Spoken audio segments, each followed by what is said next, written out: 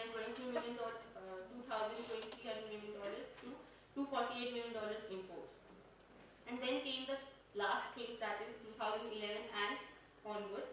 During this, there have been some healthy development for the resumption of better trading relationship, but a breakthrough came when the Pakistan has granted the MFN status to India by moving away from a restrictive positive list to a to that items that now to a negative list.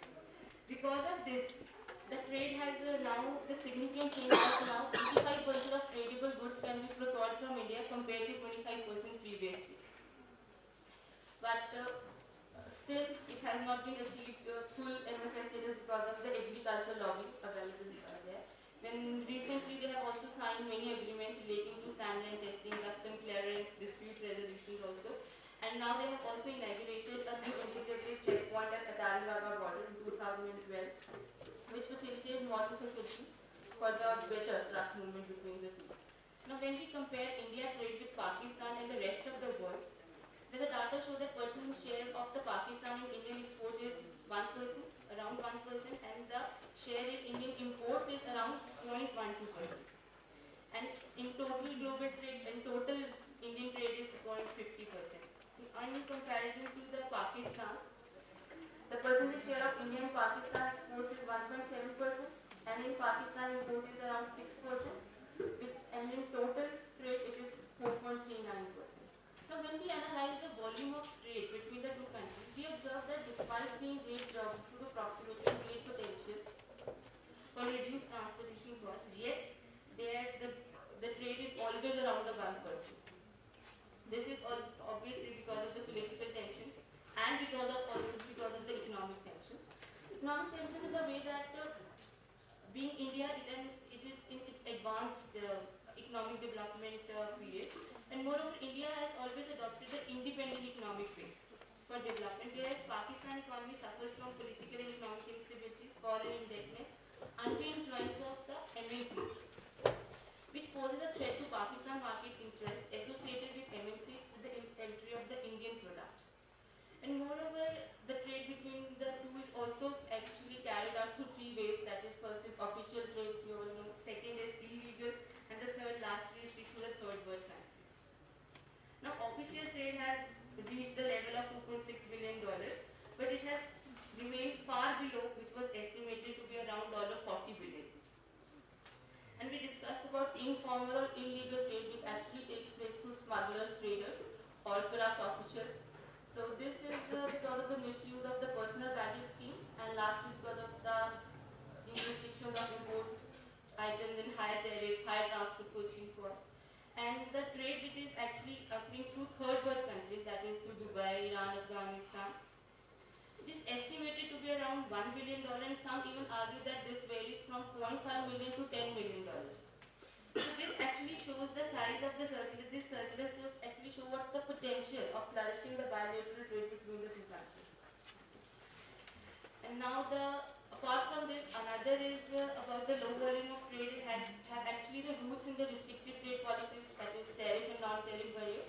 When we discuss about the tariff barriers, then the Pakistan is more liberalized. It has started its liberalization in 1980. And by the 2003, the basic maximum tariff rate was reduced to 25%. And the unweighted average custom duty is 14.9% for the agriculture sector, and the rate is 20%, moderately higher than the non-agriculture sector.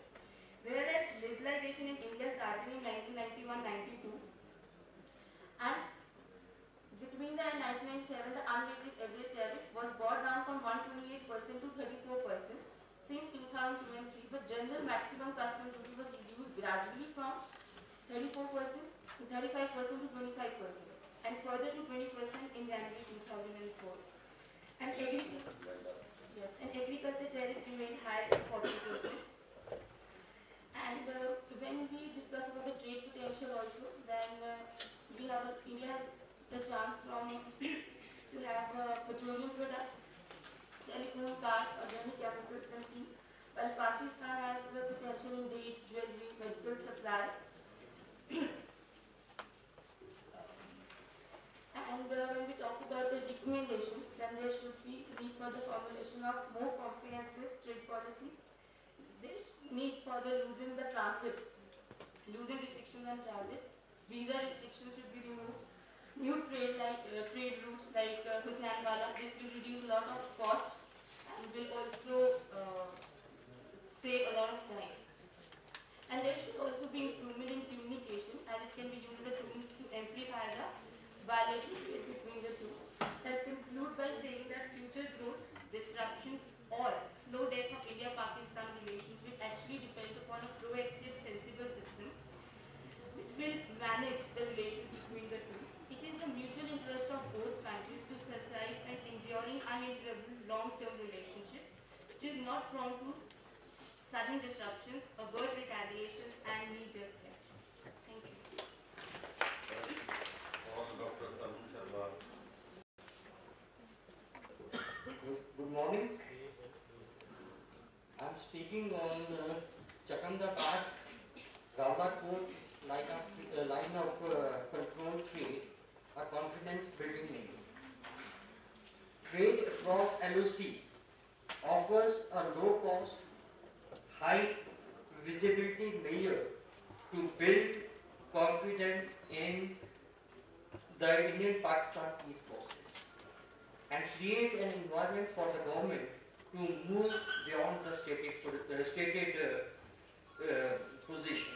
In official discourse, the cross-LOC trade has been framed as a peacemaking step and marketed as a confidence-building measure. Cross-LOC trade and the cross-LOC trade is the only high-profile confidence-building measure that has survived the disastrous impact of the Bombay attack in November 2008. The cross-LOC trade is facilitated by the two governments not to impose the trade tariffs on the goods, and only 21 items have been selected, and these 21 items have been primarily producing commodities for the trade across the border. And these are intended to stimulate the local economies on both the sides of the border.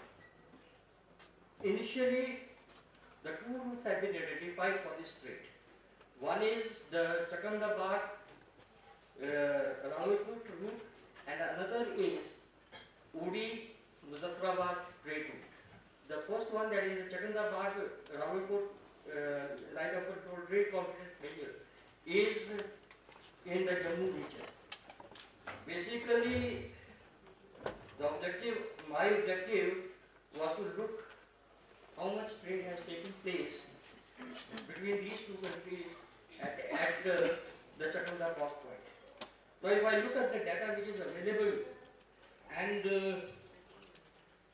say from 2008 to 31st of January 2015, it's around 467 crore rupees that India has imported goods to the other side of the line of two. On the other hand, from the Pakistani side, we had about 782.49 crore materials in terms of the Pakistan trade. Further, if I look over the period through which the trade has taken place, it is only in 10-11 where around 20% of the trade has taken place, and similarly, that is 14 and 15 up to the 31st of December, it's around 23%. Further, if we further look into the table and look into the details of it, during 11-12, 12-13, the amount had decreased in the monetary terms. However, if we convert the trade which is from the Pakistan side into Indian currency, we find that there is a slight favorable trade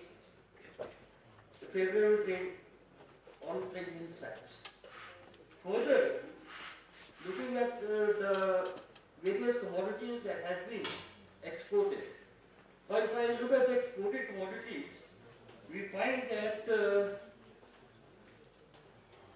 coconut, the big cardamom, and the red chilies, these constitutes about 82.4% 82.45%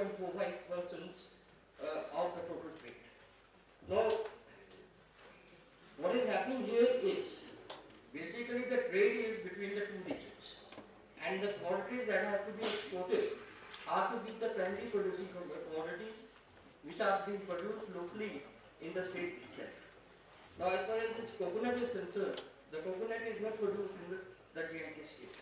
So what is happening is the coconut is bought from outside the state, transported into a local truck at Lakhimpur coast, and from Lakhimpur it is transported to the Secunderabad, and therefore it is converted into a local product.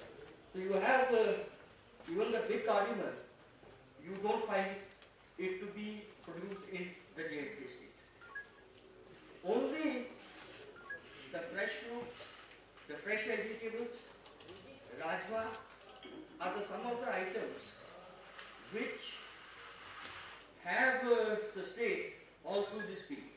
Otherwise, what is happening is, during each period, you have new commodities coming into and replacing the other commodities.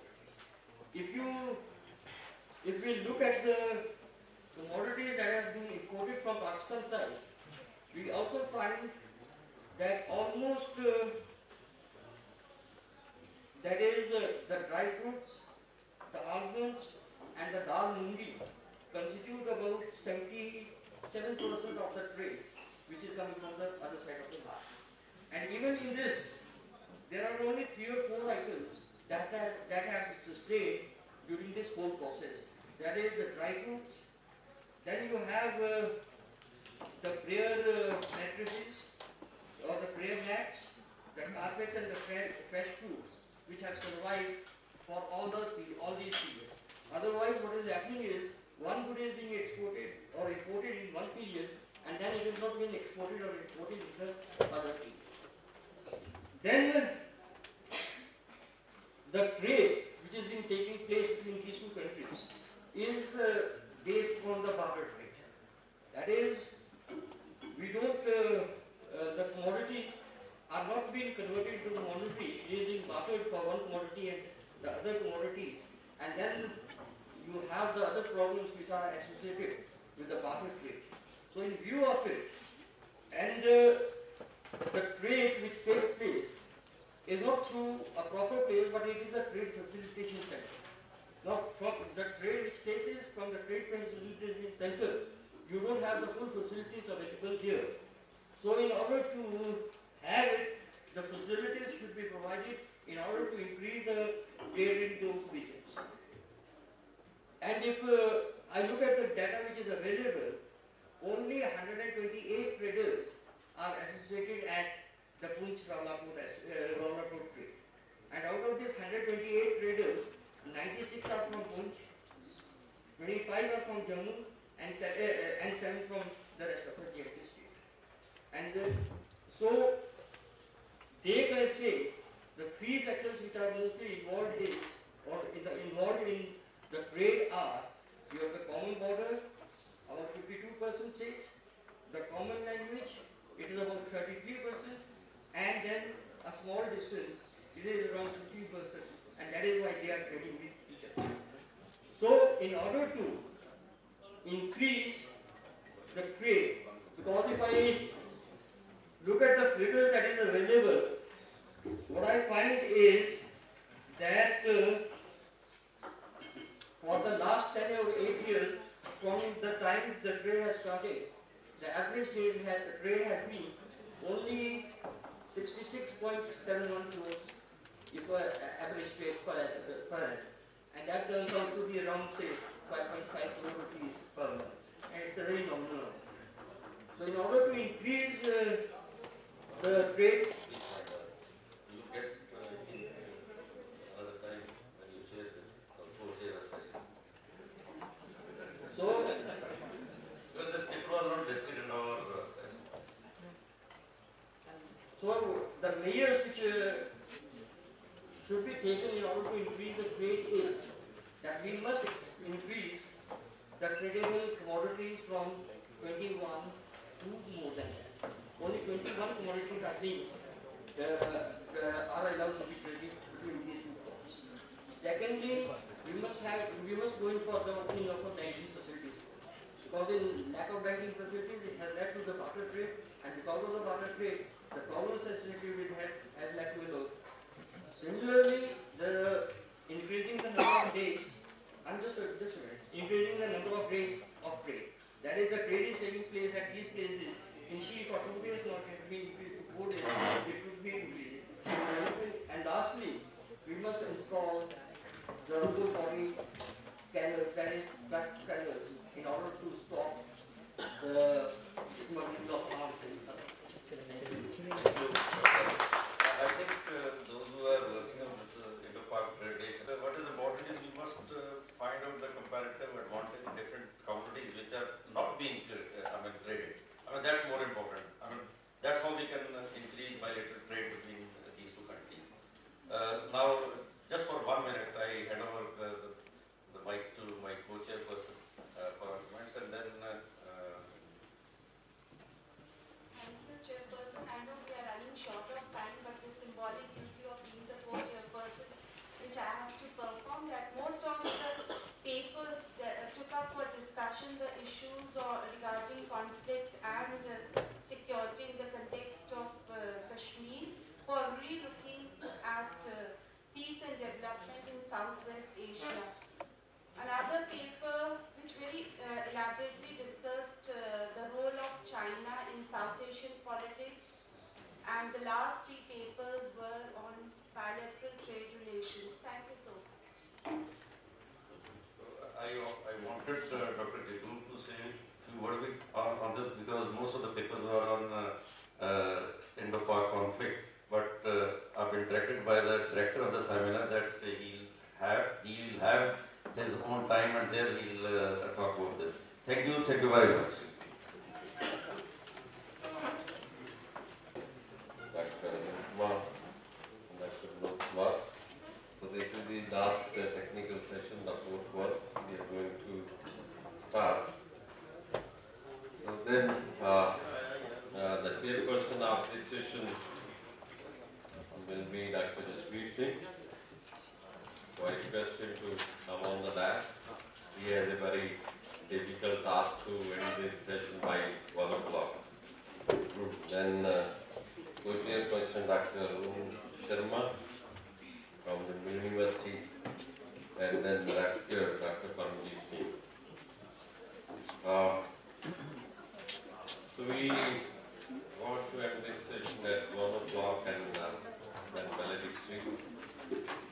So we have with us Professor Praveen Jha from JNU. So we would like to listen to him, and we have with us Professor Upadhyay from IIT Delhi. During the valedictory session, we would like to listen to them. So now, this is the turn of Dr. Jasveer Singh to be chairperson.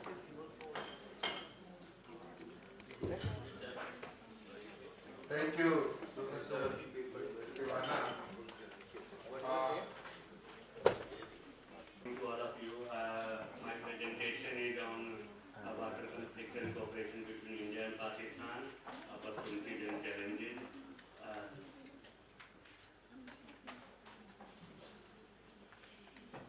The first is the objectives. The main objectives are to understand the issues, challenges and opportunities for improved transboundary water governance between India and Pakistan, to analyze the water scenario in the Indus-River basin in India and Pakistan, and to suggest mechanisms for robust water governance and management mechanisms for resolving conflicting interests and effective water cooperation between India and Pakistan. The paper is mainly theoretical in nature, using that study approach and analyzing the available data. If we see the Indus-River basin, it is the 12th largest river in the world, and in Pakistan it occupied about 47% of the territory, whereas in India it occupied about 39%. And supports about 300 million people's livelihood. An important component of this basin is that there has been an Indus Water Treaty where the western rivers, mainly Jhelum, Chenab as well as the Indus, they belong to Pakistan, and Ravi, Beas and Satluj to the eastern rivers to the Indian part. This is the map. If we see the rules governing Indus River under IWT, here it is like this that Pakistan shall receive for unrestricted use of western river sector for restricted domestic and non-conductive agriculture and hydropower generation use within India. The annual flow from China to India is given here. Same, the flow generated within India and the flow from India to Pakistan are also. So the water in the eastern rivers, they shall be available for unrestricted use by India, and Pakistan shall be under an obligation to let flow and shall not permit any influence with water. Similarly, if we see the average annual flow in India before crossing border is estimated at about 11.1 cubic kilometers. If we see India and Pakistan, they both constitute the highly intensive irrigated areas on the earth. In Pakistan, for example, the Indus water agriculture provides about employment opportunity to 40% of the labor force and generates about 22% of the GDP. Whereas in India, it provides 17% of GDP from agriculture, and a significant part of the population, they are economically active in this area. Himalayan glaciers, from where the rivers of the Indus they are coming, they are termed as Asia's water towers also. And keeping into view the climate change impact, it is expected that the agriculture production will decline by about 38% in India and 30% in Pakistan by 2080 because of the melting of glaciers in the Himalayas and declining flow to these rivers. Besides this, the water pollution is very high in the basin because of the activities in agriculture, industry and other related activities. And the wastewater discharge in this basin is equal to 19% of the available annual water resources. So one can see that how much of the waste generation is there, which is again a cause of concern. If we see the water surplus, that is again very high when we compare with the available flow of the per capita water availability. This is reflected here, and likely that in future, because of climate change stresses, it is going to be very, very high. So the region is, you can say, hotspots of climate change vulnerability. Again, the population is a big factor here also. The population is going to be very, very high. India, for example, Indian population is likely to increase by 1/4 in the 2 decades and will reach about 1.5 billion in 2030 and 1.7 billion in 2050. Similarly, in Pakistan also, the population is likely to be increased. So naturally, more population means more demand for food, more demand for water, more stresses, and at the same time, urbanization is also adding to the problem alongside with climate change also. So, if we see the conflicts, naturally this water diplomacy that is very high, you can say cause of conflict between India and Pakistan.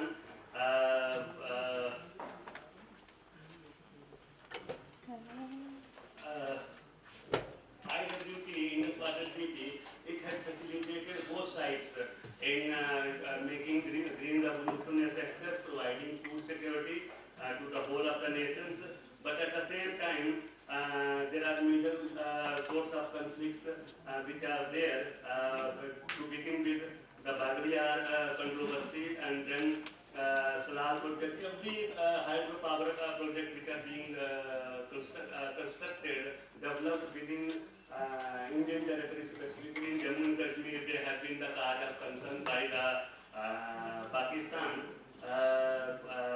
naturally, and sometimes even the third-party intervention by World Bank or other international experts, they were required to intervene to resolve the issues. Even the establishment of the Permanent Indus Commission that had failed to manage disputes over the period of time.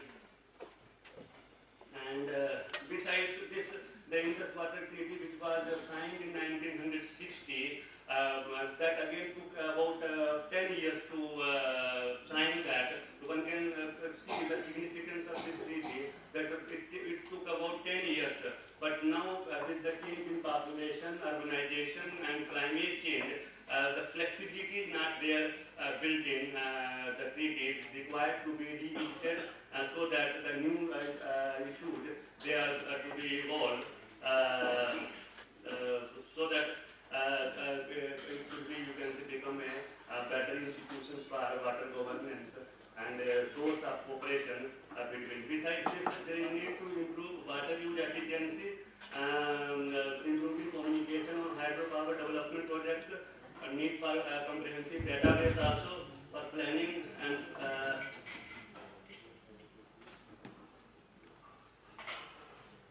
conclusions. Both India and Pakistan, they contribute comparatively less to environmental challenge, but more to they are more vulnerable to climate change impact.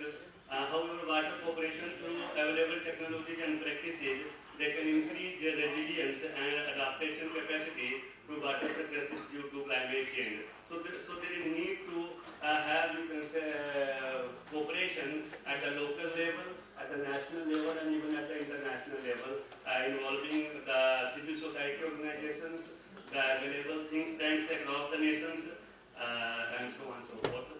So this is all. Thank you very much. Thank you, Dr. Dharmendra. Now I invite Dr. Manisha Gangahar, who will learn boundary. There's no doubt that the history between the two countries has been blotted with conspiracies, conflicts, treachery and bloodshed. But efforts to restore goodwill between the nations have also been on the priority list of diplomats as well as civil society. Through decades, music concerts, cultural exchange programs and shows have been organized and conducted for this very hope of peace, or as appropriately named Aman Ki Asha. Since stereotypes and misconceptions are both created and countered in the realm of popular culture, it becomes a site for engagement between the two nations. The paper thus explores how Indians comprehend Pakistan through the kaleidoscopic patterns that popular culture, fiction, dramas and serials form for its audience and readers on this side of the border. Culture is about shared meanings, and it is through language that meaning is produced and exchanged. Culture begins to refer to the widely distributed forms of popular music, art, literature, activities of entertainment and leisure. But culture does not remain confined to a set of things, rather it evolves into a process. The process of producing, manifesting and countering meanings that leads to interpretation and understanding of the way things are. Call it the presentation of a reality, or perhaps representation of a reality. Furthermore, as meanings are produced and circulated in the cultural space, it offers us our sense of identity, of who we are and with whom we belong, marking out and maintaining the difference between us and them. India and Pakistan form these binaries of us and them, but one channel has changed the way India looks at Pakistan. Launched in June 2014, the entertainment channel called Zindagi beams dramas from Pakistan. The paper studies the effect this television channel has had on Indian perceptions about Pakistan and its people, and it might help blur the geographical borders in the Indian's mind space.